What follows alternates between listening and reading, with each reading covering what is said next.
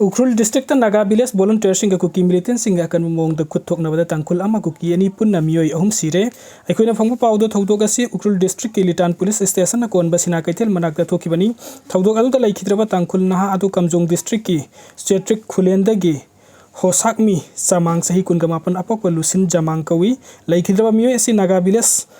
guard kharaga loinana Sorakong amadi sina kaithen da khulngak sen bagi thabuk tawringai da Kuki militant singne ambush tawduna hatkibani miyo asi thodok thokpham da laikidabani hairi amarom da thodok asi thokraba matung sina kaithen area yona mafam kharda Naga village volunteer singa Kuki militant singa kan bamong da kuthoknari loinana Kuki village oiriba ulam khungi yum ama masak khangdaba singna mai thadok lamle hairi loinana nakal ani gi kuthoknaba adu da Kuki ani sibaga loinana khara amana asoka pan nangle hojik phawagi oina sabsaba report phangba gamdri Kuki National Army BG Cadre Manga Nationalist Socialist Council of Nagaland Government of People's Republic of Nagaland gi Southeast Command gi na Hatkhi nongmai manga fangle haina social media da viral oirakli thodok asi Indo Myanmar border gi Kamjong district ta thokibani hairi pawasina makata na KNAB gi militant kunrom afaba makhal gi kulai paiduna Myanmar border gi Kamjong district ta lansin laga kem saduna tangkhul khun singda attack sa thaduna misam hana ba honarambani hairi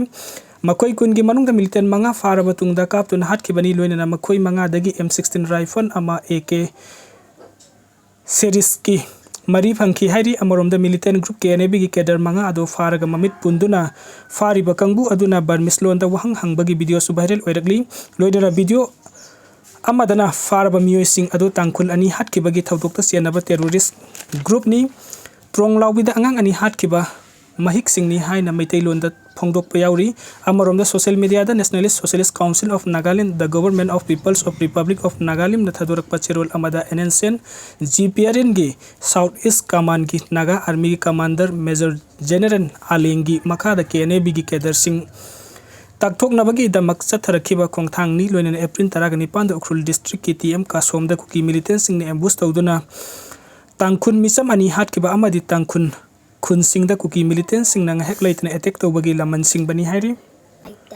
Ukhrul gi molam khunda ngasi ayuk khut thokna bada Kuki su kedar ni singnaba mari sire amasung Naga village guard ama sire Kuki su kedar asi baksang mari cycle da purakna ba thawrang tawkre hairiba su kedar adu KRA ra natragna KLA ra haiba sabsa ba khangba ngamdri cycle da purakpa matam da khangba ngamgani hairi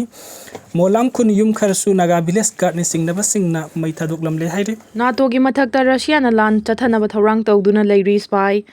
Chahi mari hena Russia amadi Ukraine ga soknari balana solution bagi pandam da chaliba chahi asigi manungda Russia na NATO gi manung chanba leibak sing da attack chathaduna landana ba thawrang tawduna leiri haina Europe ki khwaidagi makok thungba spy agency amana warning tawragli Netherlands based tawba spy agency asigi report ki matung ina Europe leibak singi Mathakta khwaidagi chawna hakthengna singnarakli balaiba asi Russia na NATO ga muknaduna landana basu thawrang tawduna leiri haukiba chahi mari hena Russia na Ukraine ga lan soknara basu leiba asina khambrang na NATO gi manung chanba leibak singda su attack chathaduna landana ba sem sadun leiri report asina makhata na hai matam kaya gi mamangdagi Russia amadi China gi marakta afaba mari thamduna lakpadana tana leiba ani gi marakta military gi oiba kusukulai sing amaga mateng pangna duna lakli China na export tawrekiba afaba makhal gi kusukulai kaya Russia na Ukraine ga soknari balan asida yamna chawna sijinnari ba haina su spy agency asina makhata na report tawrakli Pakistan na miyoi mapa nongmaina kaptuna hatkhi Pakistan gi Balochistan province ta laiba National Resources Limited NRL copper and gold project mathau toriba miyoi mapan sakangdaba singna nongmaina kaptuna hatkhi haina local authorities singna phongdorakre sakangdaba khulai paiba singna ngarang numidang wairam mining project ta nongmai kapsen na miyoi mapan adu hatkibani amasung thaudo aduga mari lainana security force singna mafam aduda thiba humbagi thabak su chathaki hari nongmaina kaptuna halam khiba lanmi sing adugi manungda security guard ani su yauki haina local officials singna phongdoraki NRL na copper gold amasung ledging paisenduna thamliba sing adu lauthoknabagi thabak sing adu Lucky Cement Fatima Fertilizer amasung Liberty Millers ka joint venture oina chathabani Mihat mipun amasung tangdu lai jada film na manipuri kangkhong sa HENLI amuko na mamangi sa hising dagi pangthok na rakpagum nga sisukong jom numit ki thawram da miyam ga khusam na duna thangmai bandagi serau sing gi thel da leiba athau basing khupam da hikat laikat tamdun ikai kum na bot kre thawram ase saruk yakiba amuko gi president S Sanjoy na hai manipur na sahi lising ahum he na maning tamna पालखिबा मतमदा लैकिबा इपा इपुसिंगी थौना लिंजेनसिंग अदुबु ngasiगी मिरेलना खुदुंग इंदुना मखोइगी पांदम फंगनबा होनबा मतम ओइरे नुमित ताबा लेते हाइरंबा British की मणिपुर की अपिक पटेंगोल ओइरबसु मथौना लैरबा लानमी सिंगा खुंगजोंगी खेबा सिंगी लान फमदा लानथेंगदुना थवाइना पोंथा पिदुना लमदम असिबु ngamlakibani ngasidi manipuri lebak asigi phiba nungda namtin tin khibadagi mihat mipun amadi tangdu laitadaba piom na kangkhung sahelle